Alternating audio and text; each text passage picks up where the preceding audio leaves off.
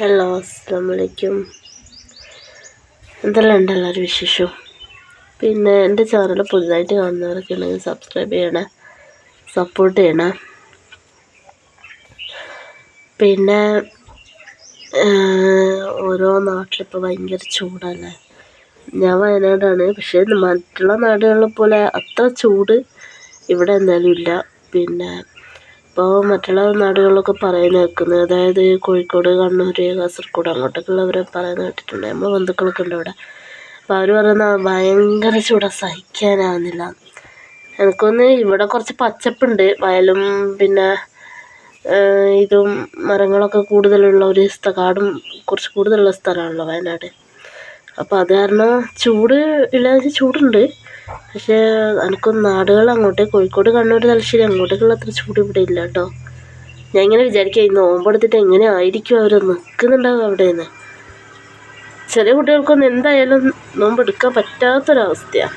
എൻ്റെ മോന് 2 ദിവസം മുമ്പ് ഒരു നോമ്പെടുത്തിട്ട് അപ്പോൾ ആകെ തളർന്ന അവശതയായിപ്പോയി. പിന്നെ ഞാൻ പറഞ്ഞു എന്നോട്, എനിക്കങ്ങനെ നിൽക്കുന്ന കാണാൻ കഴിയാത്തതുകൊണ്ട് ഞാൻ പറഞ്ഞു, നോമ്പ് മുറിക്കാൻ മോനെ വേണ്ട, മതി, ഈ സമയം വരെ ആയില്ല. ഒരു ഉച്ചയെല്ലാം കഴിഞ്ഞപ്പോൾ ഞാൻ പറഞ്ഞു, സമയം വരെ ആയില്ല, നോമ്പ് മുറിച്ചാ പറഞ്ഞു. അപ്പോൾ എനിക്ക് ഒറ്റ വാശി, എനിക്ക് ഇഷ്ടപ്പെട്ടത് ഉണ്ടാക്കി തന്നാൽ മതി, ഞാൻ നോമ്പ് മുറിക്കില്ല പറഞ്ഞിട്ട്. അങ്ങനെ പിന്നെ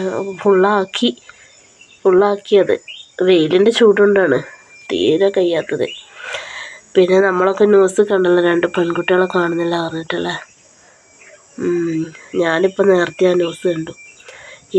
അപ്പോൾ അവരെ വോയിസ് ക്ലിപ്പ് ഞാൻ ഇങ്ങനെ കേട്ടു കേട്ടോ. ഓരോ ചാനലായിരുന്നു അവരെ വോയിസ് ക്ലിപ്പ് വിട്ടിട്ടുണ്ടല്ലോ, അപ്പോൾ അത് ഇങ്ങനെ കേട്ടു ഞാൻ.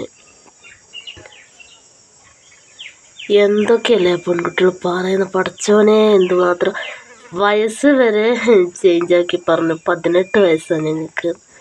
എന്താ റബ്ബേ, 18 അല്ലാതെ 68 18 വയസ്സുള്ള കുട്ടികൾ ഈ പറയുന്ന വർത്താനങ്ങൾ. എൻ്റെ അള്ളാ, അത് മണിക്കൂറുകളോളം എത്രത്തോളം തീ തിന്നിട്ടുണ്ടാവും ആ കുട്ടികളുടെ ഫാമിലി. പക്ഷേ ആ കുട്ടികൾക്ക് അങ്ങനത്തെ ഒരു ബോധവും ഇല്ല. അവരുടെ വാക്കുകളിൽ തന്നെ അതുണ്ട്, അങ്ങനത്തെ ഒരു ബോധവും ഇല്ല അവർക്ക്. പണ്ടൊക്കെ നമ്മളൊക്കെ സ്കൂളിൽ പഠിക്കുന്ന സമയം എന്താ, ഇന്നത്തെ പെൺകുട്ടികൾക്ക് എന്താ ഒരു പണി പോലും ചെയ്യണ്ട. പണ്ട് ഞാനൊക്കെ സ്കൂളിൽ പഠിക്കുമ്പോൾ 6ാം ക്ലാസ് 7ാം ക്ലാസ്സിലെത്തി കഴിയുമ്പം തന്നെ എന്താ വെച്ച് ചെയ്യുക, രാവിലെ എണീച്ച് വീട്ടിലെ പണിയൊക്കെ എടുത്ത് മുറ്റടിച്ച് പാത്രം കഴുകി വെച്ച് എല്ലാം വെച്ചാൽ, അന്നൊന്നും എൻ്റെ വീട്ടിലൊന്നും സ്വന്തമായിട്ട് നമുക്ക് വെള്ളം പോലും ഇല്ല. മറ്റൊരു വീട്ടിൽ നിന്ന് നമ്മൾ വെള്ളം കൊണ്ടുവരണം. അപ്പോൾ പിന്നെ വെള്ളം കൊണ്ടുവന്നിട്ട് വേണം എനിക്ക് കുളിക്കുക വരെ ചെയ്യണമെങ്കിൽ സ്കൂളിൽ പോകുമ്പോൾ. എന്നിട്ടോ പിന്നെ അത് രാവിലെ എഴുന്നേറ്റ് ഇതാക്കലൊക്കെ ഈ മദ്രസ് നിർത്തിയതിന് ശേഷം, മദ്രസ 5 വരെ ഞാൻ പോയിട്ടുള്ളൂ. ഈ മദ്രസ നിർത്തിയതിന് ശേഷമാണ് ഈ രാവിലെ എണീക്കലും പിന്നെ കുളിക്കലും പിന്നെ എല്ലാം വീട്ടിലെ പണിയെടുക്കലും ഇതെല്ലാം ഞാൻ തുടങ്ങിയത്. കാരണം എന്താണെന്ന് വെച്ചാൽ പിന്നെ ഈ മദ്രസയിൽ പോകുമ്പോൾ നമുക്ക് സമയം ഉണ്ടാവില്ല. കാരണം 1 കിലോമീറ്ററോളം മദ്രസ രാവിലെ നടക്കാനുണ്ട്. രാവിലെ നടന്നു പോയി പിന്നെ എന്നിട്ട് 9 മണിക്ക് മദ്രസ വിടും, 9:30 ആകുമ്പോഴത്തേക്ക് സ്കൂളിലെത്തണം. മദ്രസ നിർത്തിയതിന് ശേഷം ഞാൻ എന്താക്കും, എല്ലാ പണിയും തീർത്തിട്ട് സ്കൂളിൽ പോവുക.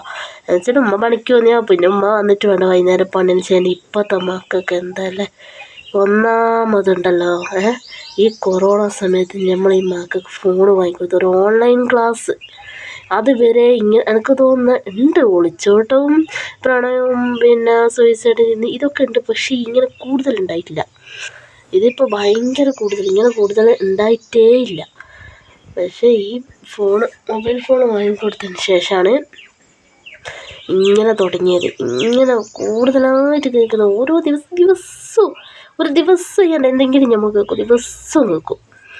അപ്പോൾ ഞാൻ പറയാം, ഈ ഫോൺ കൊണ്ട് പഠിച്ചോനെ മക്കൾ ഫോൺ ഉപയോഗിക്കുന്നത്. നിങ്ങൾ ഫോണിപ്പോൾ ക്ലാസ്, ഇപ്പോൾ ഗ്രൂപ്പ്, എല്ലാം ഒരു ഗ്രൂപ്പും എല്ലാം അതിലേക്ക് അങ്ങോട്ടും. ചെറിയ മക്കൾക്ക് വരെ സ്കൂൾ വിട്ട് വന്ന ഈ കുട്ടികളെ പറയാം. എൻ്റെ മോനടുത്ത് വരെ ഞാൻ കണ്ടിന് 10 വയസ്സുള്ള 9 വയസ്സുള്ള എൻ്റെ മോന് വരെ പിന്നെ ഉമ്മ നോക്കട്ടെ ഒന്ന് പഠിക്കാൻ, പിന്നെ അത് നോക്കട്ടെ, ഈ ഗ്രൂപ്പിൽ ഇത് നോക്കട്ടെ എന്ന് പറഞ്ഞിട്ട് ഫോൺ വാങ്ങുക. ഞാൻ എന്താക്കും ഇടയ്ക്കിടയ്ക്ക് പോയി നോക്കുന്നത് കൊണ്ട് ഇപ്പോൾ പേടിയാണ്. അപ്പോൾ ഓരോ ആപ്പുകൾ തുറക്കുക, മറ്റേ എന്തെല്ലോ ഗെയിമുകൾ കളിക്കുക, പിന്നെ പലതരം എനിക്കറിഞ്ഞൂടാ. ആ ഗെയിം പോലും തുറക്കുന്നത് കളിക്കുന്നത് എനിക്കറിഞ്ഞൂടാ. മക്കളെ ഓൻ്റെ ഉപ്പാക്കും അറിയില്ല. എന്നിട്ട് അതൊക്കെ തുറന്ന് കളിക്കുക, പല ആപ്പുകൾ തുറന്നിട്ട് റീൽസ് കാണുക. ഇതൊക്കെയാണ് ചെയ്യുന്നത്. സൗണ്ട് കുറച്ച് വെച്ചിട്ട് റീൽസ് കാണുക. അപ്പോൾ കുട്ടികളെ ബുദ്ധി പോയ പോക്ക്. പണ്ടൊക്കെ ഒരു ഫോണുണ്ട്, എനിക്കൊന്നും ഒരു ഫോൺ പോലും ഉണ്ടായിട്ടില്ല മക്കളെ. ഞാൻ കല്യാണം കഴിഞ്ഞതിന് ശേഷം ഫോൺ എന്തെന്നാന്നും ഫോൺ തൊട്ടതും ഫോൺ കണ്ടതും എല്ലാം. നമ്മളെ പുരയിലും ഫോൺ ഉണ്ടായിട്ടില്ല. അതാണ് കാലം മക്കളെ. നമ്മളെ മക്കളെല്ലാം ഈ റമദാൻ മാസത്തിൽ നോമ്പെടുത്തിട്ട് പറയുന്നത്, നമ്മളെ മക്കളെല്ലാം നല്ല വഴിക്ക് മാത്രം എത്തിക്കട്ടെ. മോശം രീതിയിലുള്ള ഒരു ചിന്താഗതി പോലും നമ്മൾ മക്കൾക്കെല്ലാം കൊടുക്കാണ്ടിരിക്കട്ടെ.